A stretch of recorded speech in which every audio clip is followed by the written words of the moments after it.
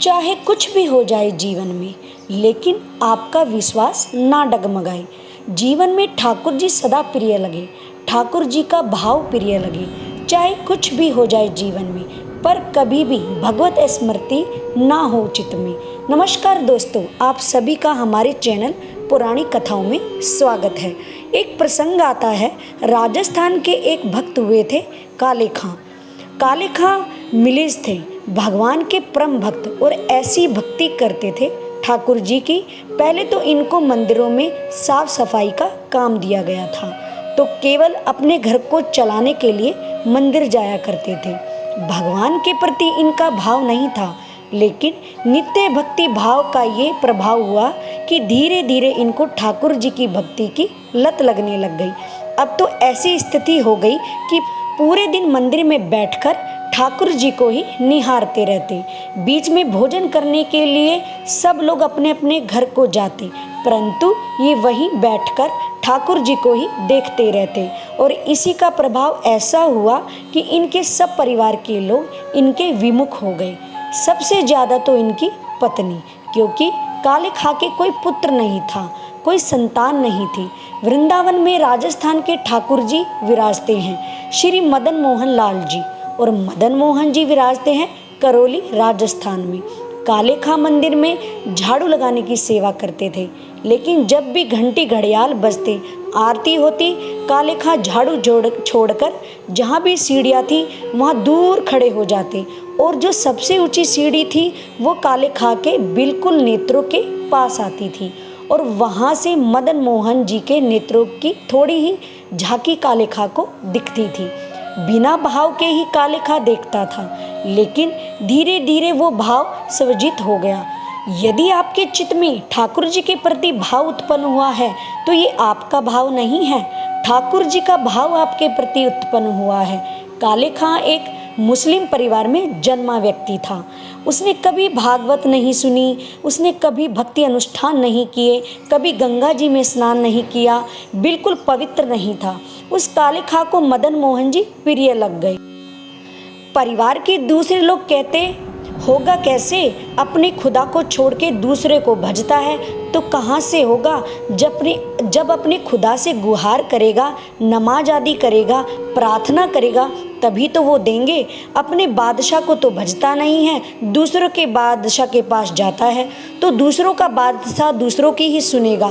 ताने सुन सुन के काले खां और घर में आना बंद कर दिया। क्या करूं, घर जाता हूं तो सब सुनाते हैं। एक दिन इतना परेशान हो गए काले खां, मदन मोहन जी के सामने खड़े खड़े बोले कि मुझे पुत्र की कामना नहीं है प्रभु, पर मैं चाहता हूँ कि मेरी पत्नी का मुंह बंद हो जाए। मैं चाहता हूँ जो मेरे परिवार वाले मुझे ताना मारते हैं, मेरे ऊपर ये ताने बंद हो जाएं, तभी मेरा आपके दर पे आना बंद ना हो, इसीलिए मुझे पुत्र दे दो।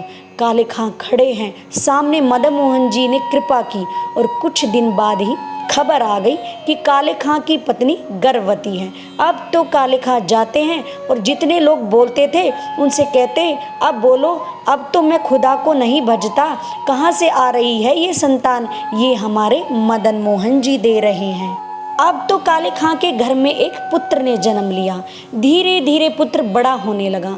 काले खां बड़े प्रसन्न थे कि उनको कोई अब टोकता नहीं था, कोई रोकता नहीं था। वे नित्य मंगला में जाते और आठों पहर के दर्शन करके फिर आते। लेकिन सब कुछ सीधा सीधा चलता रहे, इसमें हमारे ठाकुर जी को चैन तो पड़ता नहीं। कुछ ठीक रहे, उनसे तो ठाकुर जी राजी रहते नहीं। 8 वर्ष की आयु हो गई काले खां के पुत्र की। यमुना के तट पर नदी के किनारे खेल रहा था, और एक काले सर्प ने उनके पुत्र को डस लिया। मृतक अवस्था में पड़ा है। कुछ मित्रों ने जाकर काले खां की पत्नी को बताया कि आपके पुत्र को सर्प ने डस लिया है। पत्नी दौड़ी दौड़ी गई। अब सोचने लगी कि कहाँ जाऊं।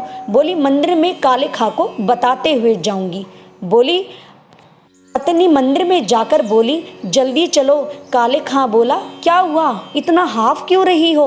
बोली, हमारे पुत्र खेलने के लिए गया हुआ था, उसको सर्प ने डस लिया है, जल्दी चलो, कोई वैद्य बुला के लाना पड़ेगा, नहीं तो पुत्र मर जाएगा।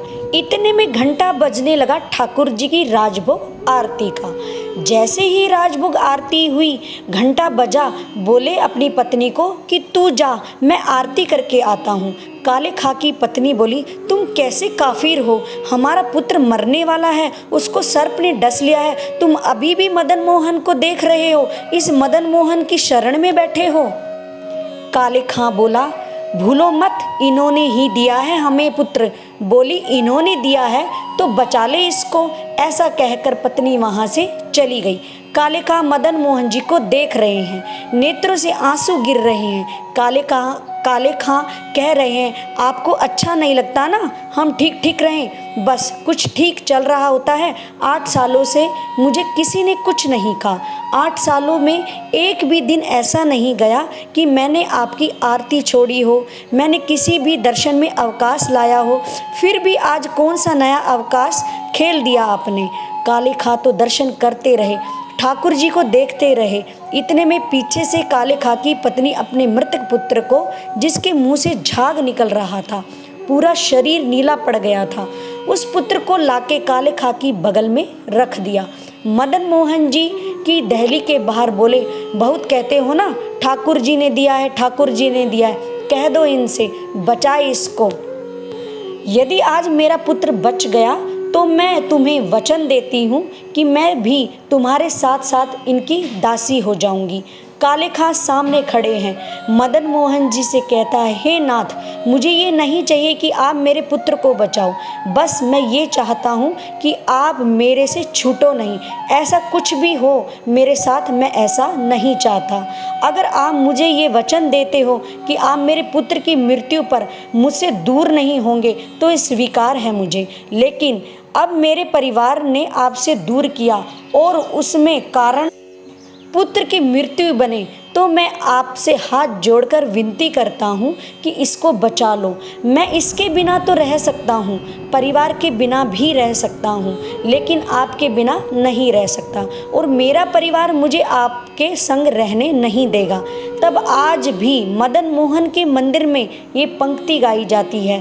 कभी कभी आरती के बाद उर्दू के अल्फाज हैं ये। काले खां के आज तक कभी मंदिर में नहीं गाया गया। दहलीज से दर्शन करता है ठाकुर जी के।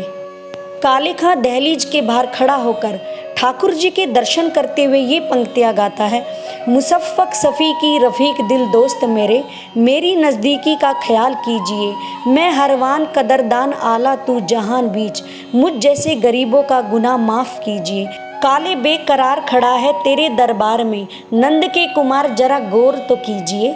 हिंदुओं के नाथ हो हमारा तो कोई दावा नहीं, जगत के हो नाथ तो हमारी भी सुध लीजिए।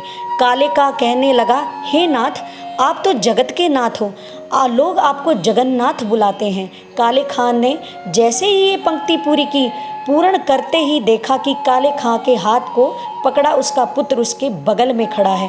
काले खां ने जैसे ही देखा अपने पुत्र को, पुत्र कहने लगा, पिताजी वो कहाँ है? बोले, कौन? बोला कि जिसने आकर के मुझको उठाया और मुझे वचन दे के गया है कि तू उठ जा, तेरे साथ खेलूँगा। मैं लेट रहा था, मैं कह रहा था नहीं मुझे तो सोना है, लेकिन वो मुझे वचन दे के गया है कि तू मेरे साथ आएगा तो मैं तेरे साथ खेलूँगा।